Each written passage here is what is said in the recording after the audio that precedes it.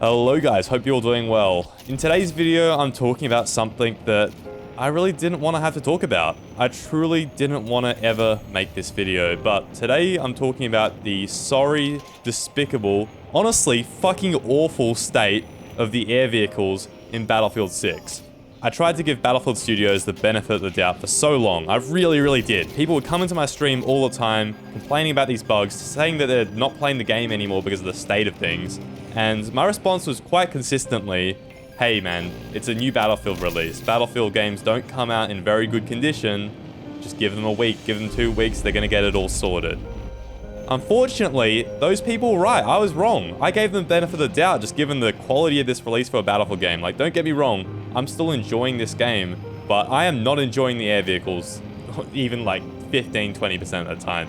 The amount of frustration that playing these things gives me, compared to the slither of satisfaction from these dumbed down mechanics, it just can't be stated enough. So, in today's video, I want to go over all the things that I think are plaguing air vehicles, because this isn't the video I had planned today, but this is the video we're making, because honestly, there needs to be some action here. We've given them long enough. Here are the things that I really wish they would change, or at least look at, because, you know, time's up, guys. Time's up. Come on, let's get some fixes in here. Starting out with the absolute obvious, let's talk about the bugs. There's so many bugs that are plaguing the air gameplay, it's ridiculous. It's a bug-eat bug world out there, and to be a good air vehicle player in Battlefield 6, I would argue that you have to know some bugs and frequently abuse them. I mean, I've actually integrated so many bugs into my gameplay, I'm disgraced. But it's a bug-eat bug world out there, and that's how you play the game. But just to start with, the most glaring example is the laser designator missiles going through flares. So every single ATGM that can lock onto a laser designator will ignore flares, and if it's going to hit your jet, it will one-shot it whether flares are there or not. Some of the missiles are less reliable at hitting the jets just because of their turning rates, but if the missile hits, it will hit regardless of flares being there or not. The flares don't do anything. So that is a disgusting bug, and you know how they could fix that? There's two options here. You could either fix the bug. There's 3 options actually. You fix the bug, option 1, that's the best one. Option 2, you get rid of the laser designator because all the problems are to do with the laser designator. Or option 3, you get rid of all the missiles. What did they do? They did the minimum band-aid fix of just getting rid of one of the missiles. What did the players do? They just use all the other ones. The game's pretty much just as bad as it was before, but now you're just getting killed by the other missiles through flares in the same exact bullshit way. Like, what stroke of incompetence has just told them to get rid of this one missile? Why wouldn't we get rid of all of them? It doesn't make any sense to me. This seriously just mind-boggled me when people were celebrating this fix. It's not a fix, it's a band-aid, and it's already ripped off. It's done nothing by now.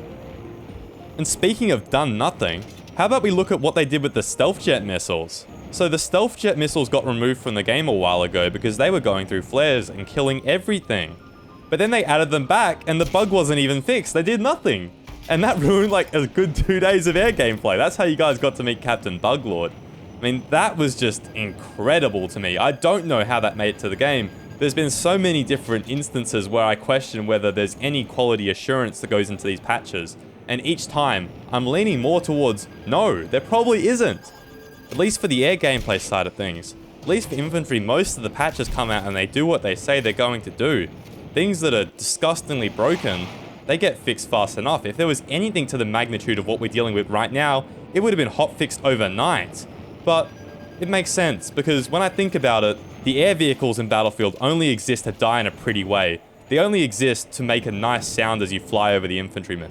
They don't actually exist to provide any sort of meaningful, high-skill gameplay like they did in the past. Like they did for 20 years. It's a different story now with Battlefield. I don't know who they're targeting these air vehicles at, but they're not fun to play against. I guarantee that. I guarantee that. I'm farming harder than ever in Battlefield 6. See, the matter here is not how hard I farm. I don't really care. I care about satisfaction. I care about frustration as well. It's about the ratio of, you know, how satisfied does the game make me? How good does it feel to do well in it? Versus how frustrating are the little issues to deal with. In previous Battlefield games, there was issues, don't get me wrong. But when it went well, my god was it satisfying, because you had so many different mechanics to leverage, and you could see, even by not looking at the names, whose gameplay was whose. It was stylistically different because the game let you express yourself in so many different ways, but I could not tell for the life of me who's playing when I watched a game of Battlefield 6. it already all looks the same. The skill gap is so disgustingly low. I mean, to keep going with the disgustingly low thing, let's talk about dogfighting, because what dogfighting? There's no dogfighting in this game. The best way to deal with an air vehicle in Battlefield 6 is to camp it off spawn. Now, this is because of two things mainly. Firstly, there is no air radar that works in this game. This is something that honestly just baffles me, because I got to play this game early in Melbourne in February this year, and I got to fill out an A4 piece of paper with all the feedback I wanted to give the developers. You guys know me, I filled out that damn piece of paper, and I was being encouraged to give my most harsh criticism possible. Some of the big dogs at EA actually pulled me aside and said, you know, we know you're critical, don't hold back. The devs need to hear it, we need to get this game right. So this is an extension of that. I gave my feedback then, I'm still giving it now, you're welcome. Anyways, radar didn't work in that build of the game. That was obviously an issue, I wrote it down. Radar still doesn't work now. I get it, leaving it a little bit of time. I get it even releasing the beta without the radar fully working, but by release, it should have been fixed. By week 1, it should have been fixed. By a month after launch, there is no excuse for not having radar. Imagine if infantry didn't have a working minimap, there'd be tears on the streets. I'd be swimming in tears right now. But because it's for a part of the game that has to look pretty when it dies, nobody seems to care. That is one of the biggest things that we need in air gameplay right now, and it alone would do so much for the state of the game. Please, for the love of God, add an air radar. Please add an air radar, make sure it works, and get that to us as soon as possible, because that is so important. I can't emphasize it enough. Along with the air radar, the time to kill is the other thing that is undoubtedly killing dogfighting in Battlefield 6. The current TTK is just so fast that pretty much nobody ever has any chance to react to being shot. If a jet ends up behind you, it's very likely that they're going to kill you. And guess what? There's no air radar, so they end up behind you a good amount. Now, the problem with this is that it doesn't really benefit anyone, in my opinion. Sure, the noob player might get a kill here and there, but more often than not, the good pilot is just going to sneak up on them and instantly kill them before they have a chance to react. People have been so frustrated by the TTK, even in the game chat, and this is not something that I ever saw people complaining about in games like Battlefield 3 and Battlefield 4. It was tuned to perfection in those games. Why don't we just take something that worked for once? Now, I was going to talk about physics as well, but honestly, I don't think the physics are that bad in Battlefield 6. They might actually be pretty decent, and we haven't really felt what dogfighting is like yet with all these bugs and issues in the game. So, if I had it my way, I'm saying, fix the current issues first and let's feel it out. That means add an air radar, make the time to kill significantly slower, and ideally, add some sort of spawn protection so that the best strategy isn't just spawn killing jets. I know you could do it in previous Battlefield games, but that doesn't mean that we can't actually improve upon something here and make it even better than it was in the past. So there, those are 3 simple things that would make a hell of a big difference in air gameplay. Now, for some other things that would make a huge difference to air vehicle gameplay, let's talk about vehicle loadouts because, well, there really aren't none. The jets especially have no customization available for them at all. The stealth jet, the attack jet, doesn't matter. There's no loadout customization available in this Battlefield game. That's incredible! I've never seen a Battlefield game that's launched with no jet customization. Imagine if they released infantry in Battlefield with 1 gun, 1 sidearm, 1 gadget, so on. There'd be tears everywhere. Everyone would be crying about that. But because it's part of the game that only exists to die in a pretty way, nobody seems to care. Yes, the attack heli does actually have some customization available, especially in the pilot seat. There is a few things you can change. But then you go in the gunner seat and it's the same old thing. There's no customization available.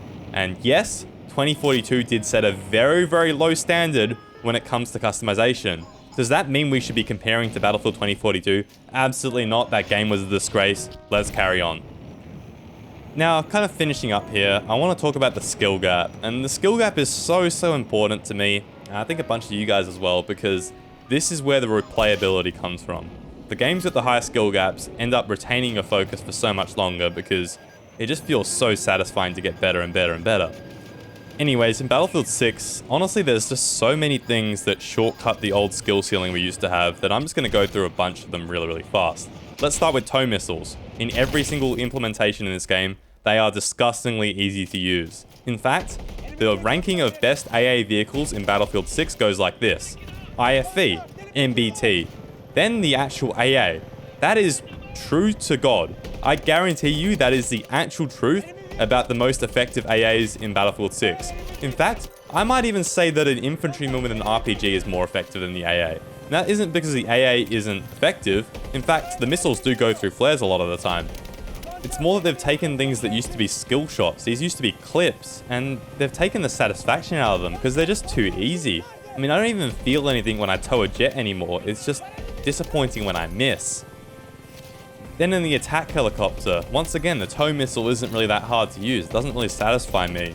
The pods, they're kind of satisfying, I can't even lie. The gunner seat though, oh, that is just so dumbed down it's not even funny. Because when you zoom in the gunner seat, the game automatically tracks the point that you're aiming at. So all the aiming skill that you used to need to account for where your pilot's flying, and also the skill in piloting steady, doesn't matter anymore. Your pilot can just fly extremely fast, and he has to because of the state of RPGs, and the gun will just stay steady on a target. And all that skill is just out the window. Now coming back to the jets, it used to be so satisfying hitting a beam across the map on an enemy jet, because you had to hit a lot of shots, you had to be very, very accurate and read the movement. It used to be satisfying to one clip a heli because you had to hit damn near all your shots. And it wasn't that bad that newer players had to come around and do a second pass. It just made them more hungry to do it properly the next time. In this game, once again, I'm just really, really disappointed when I don't do these things because it is really so easy to do them. And the thing that pains me is that we're a month into the game and this is how it already feels. So I truly, truly hope that the developers can address a lot of these things and improve the game. Once again, we're only a month in, there's going to be patches coming soon, and I am truly addicted to certain parts of this game. Unfortunately, those parts are not the air gameplay at all. Those parts are things like REDSEC, like Gauntlet the other day in the Twitch Rivals tournament. That was absolute cinema. But yeah, the part that drew me into Battlefield in the first place is all of a sudden the part that I'm the most disappointed with. So please do like this video. Sub would be appreciated. We're almost 200k. Thank you guys so much, and I'll see you all in the next one. Peace.